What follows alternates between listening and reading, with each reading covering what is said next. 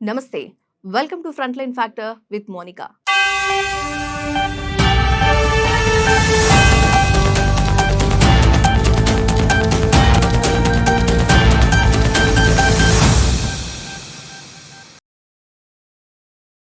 లోకేష్ మీద జగన్ ఫ్యాన్స్ ప్రశంసలు కురిపించిన ఘటన ఒకటి జరిగింది.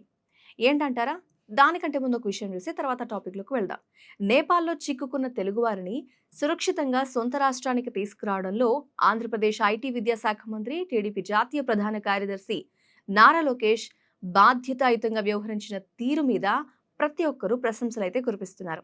ఆఖరికి చంద్రబాబు కూడా ఆయన్ని పొగడటం జరిగింది. శభాష్ లోకేష్ అంటూ ప్రశంసించడమే కాదు, చూడమంటే ఏకంగా తీసుకొచ్చేశారు అంటూ సీఎం చాలా ఆనందంగా ప్రశంసించడం జరిగింది. అయితే అది మర్చిపోకముందే ఇప్పుడు నారా లోకేష్ ఇంకొకసారి తన ఉదారతను చాటుకున్న సంఘటనే జరిగింది. అదేంటో చూద్దాం. వైసీపీ కార్యకర్తకు మంత్రి లోకేష్ సాయం చేస్తాను అని అభయహస్తం అందించారు.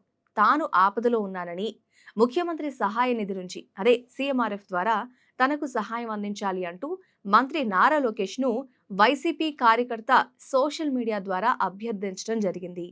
జగన్ ఫ్యాన్స్ క్యాంపెయిన్ పేరుతో లోకేష్ కు వైసీపీ కార్యకర్త ట్వీట్ చేయడం జరిగింది. ఈ సందర్భంగా ఆయన అభ్యర్థి మీద మంత్రి లోకేష్ చాలా సానుకూలంగా స్పందించారు.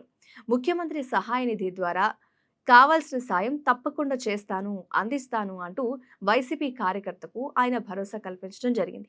అయితే సదరు పార్టీ కార్యకర్తకు సాయం అందే విధంగా వెంటనే చర్యలు తీసుకోవాలి అంటూ కూడా అధికారులకు ఆయన ఒక ఆదేశాలు జారీ చేయడం కూడా వెంటనే జరిగిపోయాయి.